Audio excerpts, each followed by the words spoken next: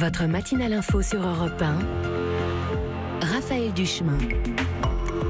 8h moins le quart sur Europe 1 et chaque matin cet été, vous le savez, deux éditorialistes sont face à face pour débattre ensemble. Jannick Halimi est avec nous, bonjour. Bonjour Raphaël. Rédactrice en chef adjointe du service politique du Parisien, et Bruno Dive est aussi avec nous sur Europe 1, bonjour. Bonjour Raphaël. Journaliste politique, éditorialiste à Sud-Ouest, les footballeurs, vous le savez, vont recevoir la Légion d'honneur. Et oui, mais une voix s'est élevée hier, celle d'un champion du monde. Il s'agit d'Olivier Giroud. Ça représente beaucoup de recevoir la Légion d'honneur, dit-il. Ça veut dire que tu as fait beaucoup pour ton pays. Je pense surtout aux combattants qui vont à la guerre et qui la méritent bien plus que nous. Dites-moi, il a raison, Jannick Halimi ? En tout cas, c'est tout à son honneur et c'est un coup de chapeau à sa modestie, à la modestie de tous les joueurs. Je pense qu'il parle au nom de toute l'équipe dont ils ont fait preuve durant toute cette compétition. Mais Bernard Giroud, Olivier Giroud, pardon, ben voilà. Olivier Giroud, réviser vos footballeurs. Ouais, déjà, oh là là.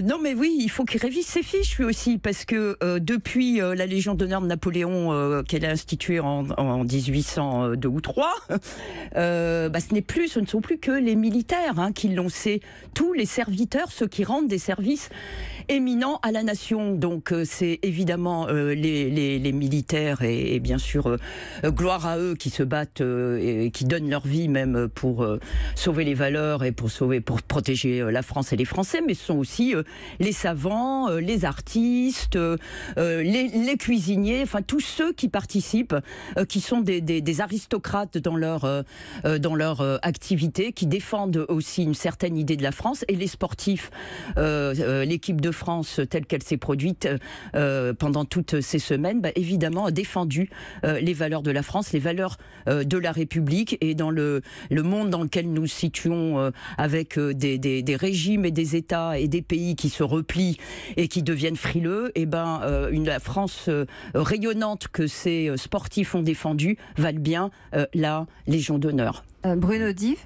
Oui, alors Giroud, donc Olivier Giroud est un adepte du en même temps, parce que dans la même phrase, il dit qu'il ne mérite pas cette Légion d'honneur, et après il dit qu'il va quand même être très content de la voir. Je la prendrai avec plaisir, je la bichonnerai. Voilà, en plus, oui, il en rajoute même un peu. Donc évidemment, il peut pas être tout seul à la refuser, ça ferait un peu bizarre. Et il a eu raison, c'est tout à son honneur. Là, je suis d'accord avec Jannick. Il a eu raison d'émettre cette réserve pour rappeler quand même que ça n'était jamais que ça avait beau être une campagne de Russie, ça n'était quand même jamais qu'une équipe de football qui avait remporté une compétition formidable. Ça remet les choses à leur juste place. Et voilà, il a remis les choses à leur juste place. Et je trouve que c'était bien de le faire. On donne en effet, il attire, c'était sans doute pas son objectif, mais il attire l'attention sur quelque chose qui commence à agacer beaucoup de monde, c'est-à-dire le fait que on donne beaucoup la Légion d'honneur. Alors je sais bien qu'on la donne plus seulement à des héros. Ça veut dire quoi ? Ça veut dire on la donne un peu à n'importe qui. C'est ça que ça signifie. Je veux vexer personne, mais c'est ça que certains pensent en tout cas. On la donne un peu à n'importe qui. Les médailles en chocolat, comme disait Geneviève. On a réduit d'ailleurs, je crois que c'est François Hollande qui avait réduit un peu les contingents du 14 juillet, du 1er janvier. Et Emmanuel Macron aussi, qui n'en a pas fait en début d'année, alors qu'il aurait pu avoir une promotion. En tout cas, qui en a donné moins. Donc, c'est vrai qu'il y a un problème. Alors, dans toute cette liste de gens qui reçoivent la Légion d'honneur, il est évident que les Bleus, même s'ils n'ont pas accompli des actes héroïques ou courageux, en tout cas, qui mettaient en danger leur vie, font certainement partie de ceux qui la méritent le plus, parce que, en effet, ils ont contribué au rayonnement de la France, et ça, c'est important. Ce sont en principe les ministres qui sont chargés d'identifier les personnes à décorer, et c'est vrai qu'on a vu beaucoup ces dernières années des people la recevoir. Est-ce que ça a véritablement terni l'image de cette distinction qui est en théorie la plus haute distinction française, Bruno ? Je dirais pas ça. Je dirais que en effet, quand on la donne à un chanteur ou à je ne sais qui, enfin, je vais évidemment citer personne, ça peut paraître un peu surfait.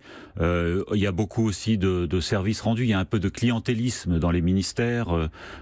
Chaque ministre avait son contingent. C'est à ça que l'ancien président avait voulu mettre fin.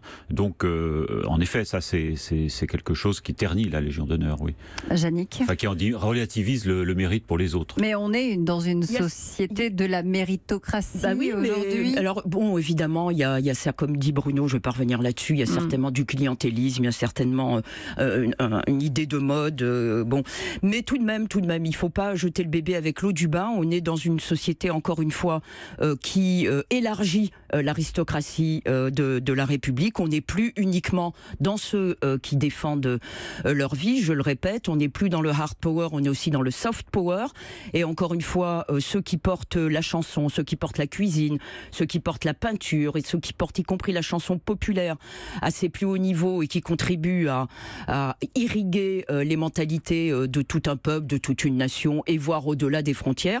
Ça fait partie de cette guerre d'influence qui a autant d'importance que les guerres telles qu'on les imagine et telles qu'on les voit malheureusement encore aujourd'hui avec des armes à la main et des armes aux pieds. Donc à ce titre-là, ce sont des combattants, ces gens-là, des combattants au nom de certaines valeurs. C'est encore une fois une guerre soft qui a énormément d'importance et encore plus autant d'importance que les guerres physiques. Bien sûr, il y a des médiocres comme partout, dans toutes les professions, vous savez, dans toutes les sociétés, dans toutes les classes, dans tous les groupes, on dit qu'il y a les très bons, les très mauvais et les médiocres. C'est pareil dans la Légion d'honneur.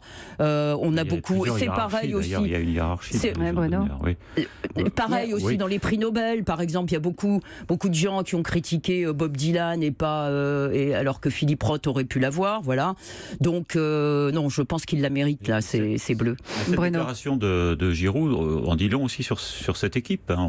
Sur l'état d'esprit. Ça a été beaucoup dit, l'état d'esprit, c'est-à-dire que on a des footballeurs qui savent où ils habitent, quoi. C'est-à-dire qu'ils réfléchissent. Bon, c'est pas les premiers, mais on a eu quand même quelques cas un peu particuliers dans la toute précédente génération.